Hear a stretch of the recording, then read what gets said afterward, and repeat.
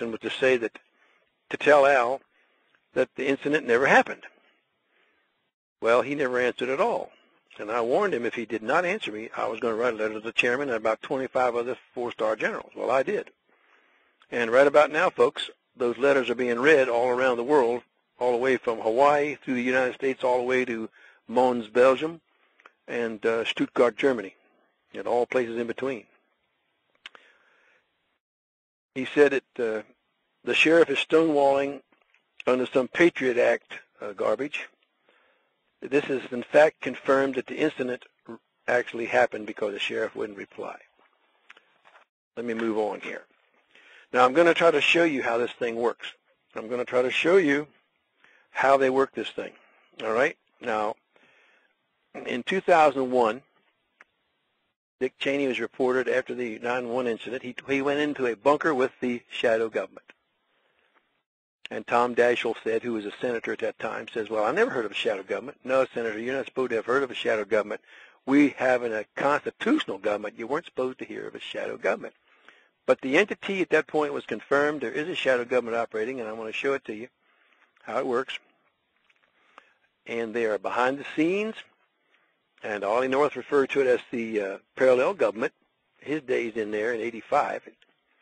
And I always refer to it as the basement cabinet. But now let's watch what we got here. Heinrich Müller was the Nazi Gestapo chief. He escaped to Switzerland in a Storch observation plane with his pilot and a motorcycle and a whole bunch of Swiss francs. He was being interviewed by the OSS, which is Wild Bill Donovan. General Donovan founded the OSS, which became the CIA.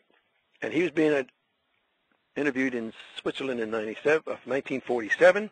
And he said, I can bring about a coup in the United States. And the interviewee, the agent, said, no, you can't. We don't have a controlled press, like Goebbels had, Joseph Goebbels. He said, wait a minute. How many news services do you have? Oh, about 6. What if all news services were in the same place? Oh, well, they are, all except one in Atlanta. They're all coming out of New York, except the one in Atlanta. And we know the CNN, the Communist News Network. So they're all hooked up. Well, let's see if let's see if the news is controlled. In 1996, Tom Brokaw reported on television, and I heard him myself. He said 25 tons of high nitrate fertilizer had been stolen from Brewston Mills, West Virginia. Oh, okay. So I hit it up there. I said, we don't live too far from there, and my great uncle's family has their family reunion 10 miles from that place in Brewston Mills, West Virginia. So I drove up there, and you know the scripture says, in the mouth of 2 or 3 witnesses shall every word be established, and I always try to find 2 witnesses, always.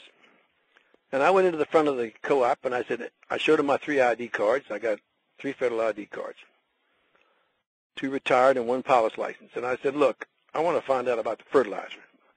Well, there wasn't any stolen here, Mr. Cuppett. It was a bookkeeping error, and there wasn't nothing stolen. So I went in the back where they deliver this stuff. And the guy said the same thing. Mr. Cuppett, there was no fertilizer stolen. It was a bookkeeping error. It was reported to the police by the owner. FBI came, Tom Brokaw, Bill Clinton, Hillary Clinton, and Louis Freeh, the FBI director, and Janet Reno, the Attorney General, and Tom Brokaw told the whole world that there's 25 tons of high nitrate bomb-grade fertilizer floating around the United States. It never happened. So the news is controlled. We've already proved it right there. Well, now, if you read the book by Gary Aldrich, who was an FBI agent in the Clinton White House, there's always 2 FBI agents in there working, assigned there. The name of the book is Unlimited Access. The 2 major points that he made in that book, amongst all the other terrible things that went on in there, but the 2 major points were that Hillary Clinton fought Al Gore for the East Wing offices of the Vice President.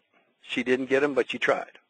She got the next best set of offices, suite of offices, and she was given charge of domestic policy. Domestic policy in the United States for Bill Clinton's philandering down in Arkansas. Now I'm going to stop and draw a line here. Oklahoma City was domestic policy. Waco was domestic policy. TW 800 was domestic policy. The Value Jets crash in Florida, which most of you don't know about that was domestic policy. Vince Foster's death was domestic policy. All right? And it gets worse and worse and worse. Now, these were domestic policy issues, okay? Anyhow, in 1996, there was a huge snowstorm in D.C., 20 inches of snow, and I heard the broadcast myself. They had 20 inches of snow, and it said, quote, the First Lady has 16 staffers, and 4 of them had to go in four-wheel drive Humvees. Whoa, wait a minute. What is she doing having 16 staffers? Are they keeping the social calendar for the First Lady? No. They are her cabinet members. Remember, she's in charge of domestic policy. So there are 14 of those, 14 of them. Secretary of State is not domestic policy, that's foreign policy. There's about 16 of them now. But she has 16 staffers, and 4 of them, each one of the 4 keeps their eyes, oversees 3 others. 4 threes is 12, okay? So the 4 overseers had to go in Humvees.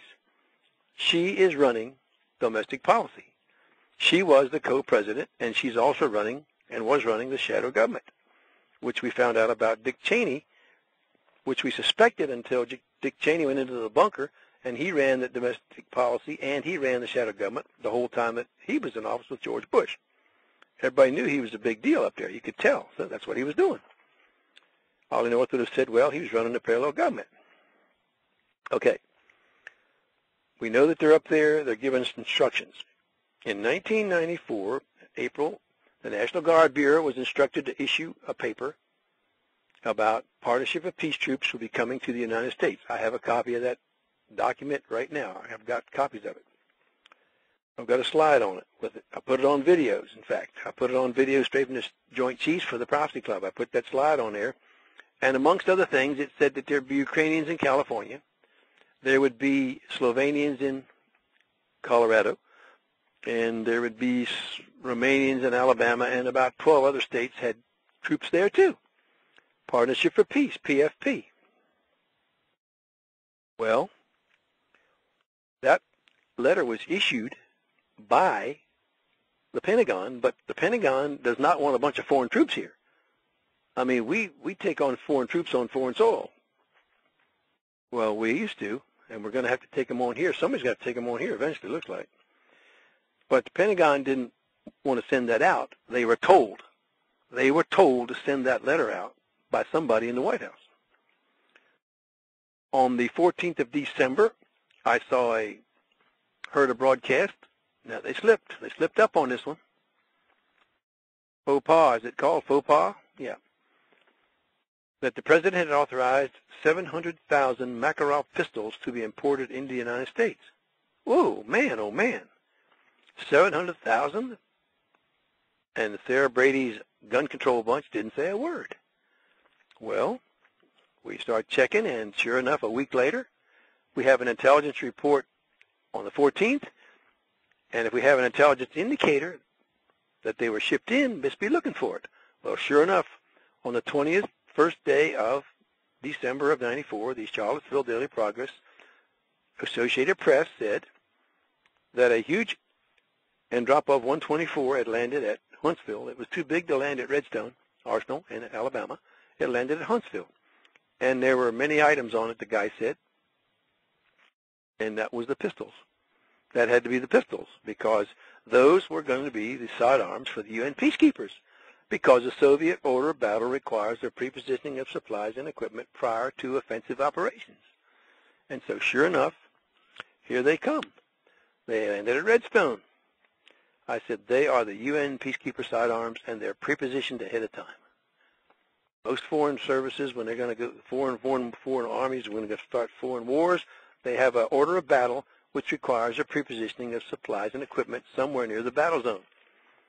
And the United States is no different. But the Russians were prepositioning the Makarov pistols, 9mm times 18. Well, when I'm out in Denver 4 years later, was it 4 years later? It was just less than 4 years later, less than 4 years later. I'm out in Denver, and I have a policeman walk up to me during the break. He says, "Oh, we got a problem out here in Denver." I said, "Like what?" He says, well, there's guys out